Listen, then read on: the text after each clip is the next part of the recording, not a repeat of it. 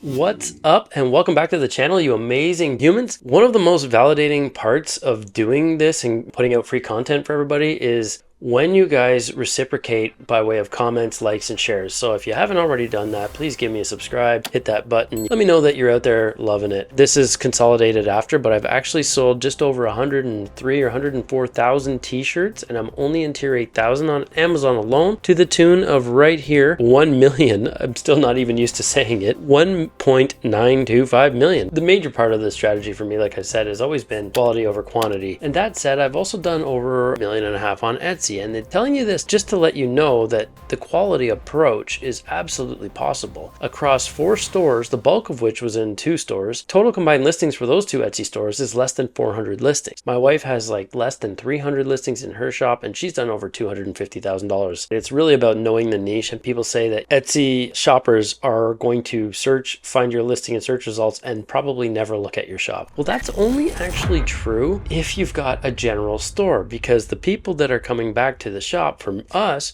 which is the exact opposite of what people are preaching to you, is that they're coming back because we are specifically niched. We have more stuff that they want to buy. So enough about the preaching. I'm going to now do some research on Etsy, as I always do. So looking why I can't find my tools. This is what I'm talking about. This is probably some general store. They've totally missed the mark here. Already digressing, but this has to be addressed. This is why this is never going to sell. Oh yeah, look at that. Total sales 0, right? Why I can't find my tools. What I know about people in the trades is that they are not going to be into a shirt that has a lavender graph, coral pink, lemony faded yellow, right? Right on a shirt. Can you picture a carpenter right now wearing a shirt with these 3 colors? And they are the largest bunch of colors. Like, it's the largest segment of color on that shirt. Out of all the colors possible, these are the ones that they picked for the shirt for somebody who has lost all their tools. It's too bad. Someone moved them, been stolen. The missus hid them, so it's implying that it's the missus. There's a female counterpart there that may have hid them. So the majority of the people in those industries are male, and they're very masculine males, right? It's just the nature of the,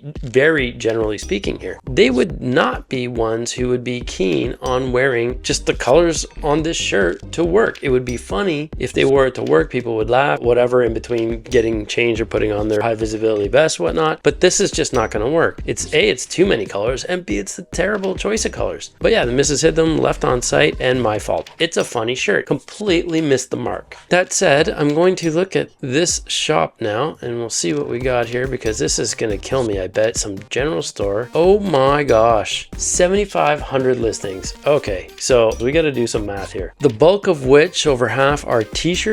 1/3 easily, over 1/3 is mugs alone. Face masks, so they probably started in 2020. 9,000 sales since 2020 in 5 years, and they have almost 10,000 listings. This is insane. Let's do some math here. So if they're doing the mugs, actual mugs at 17, and the shirts, let's see what they're charging for shipping here. $434, and they're probably charging a little more on the mugs. $427. They're charging less to ship the mugs. Interesting. Let's say it was a mix of both, right? So we have this $23 and the $17, so middle of the road there is 20 bucks. So let's look at some math here. $20 plus a $4 shipping, we'll just call it a $24 average price combined with shipping. They now have $93.40, so they've made $224,000 in revenue in 5 years. I know after fees and everything, we're looking at, you're taking home about 88% of like gross revenue. You're not taking that home at all, actually, but that's the gross revenue, right? So after your Etsy fees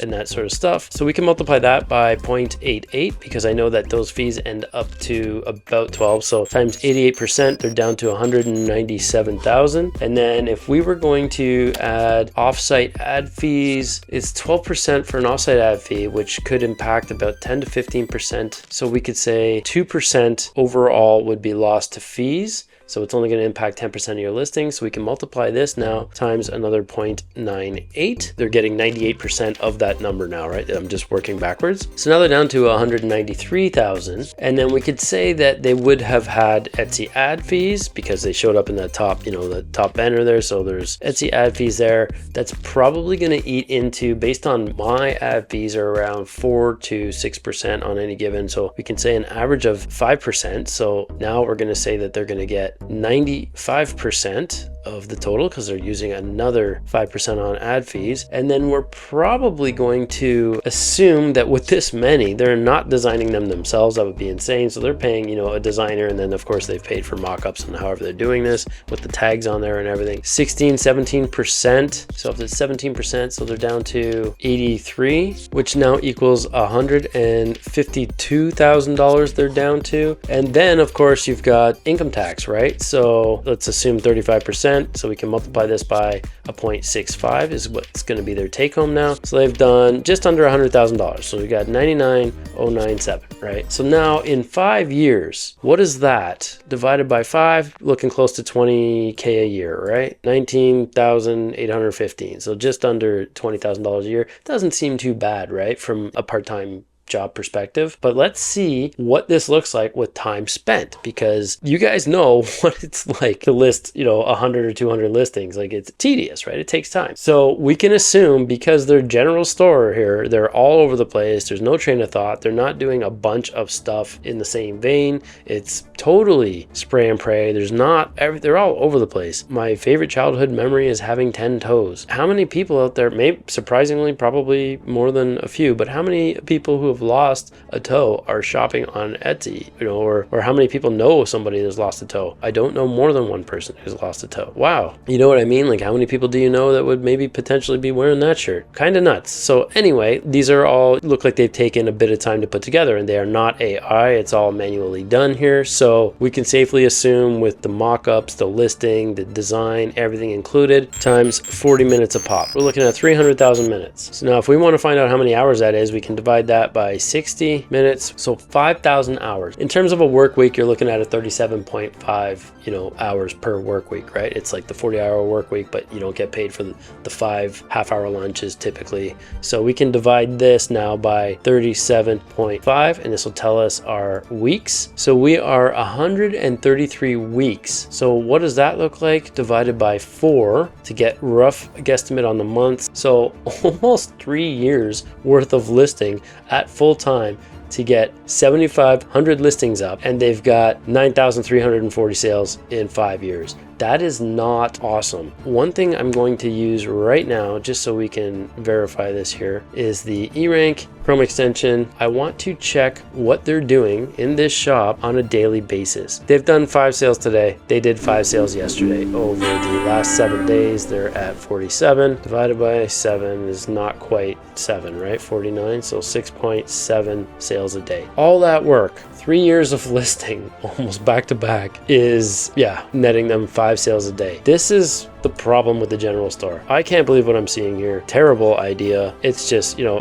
and of course these designs, like, weak, right? It sounds like a lot of sales, but when you look at, a lot of shops have a fraction of this, less than 500. So like, literally, what is that? 14. So like 1/14 or 1/15 of this shop's listings can get you just as many sales, and you would have spent a 15th of 3 years. What's a 15th? 1 divided by 15 equals 0.06. So we could round up in 6, 7 times the 33 months equals 2.2 months. Could have done the same work in 2.2 months. How crazy is that, right? A few weeks of research and some intentionality behind the design, not just throwing as much as you can at the wall to hit some random number. That's all it would have taken. Anyway, I just wanted to show you guys what not to do. And if you're stuck for picking a niche, or you're not sure how to go about it, or it all seems like super daunting, you know, you can just start by thinking of things that you know a little bit more about than most people in a room at any given time, right? What's the one thing that maybe somebody close to you would say that you can't shut up about?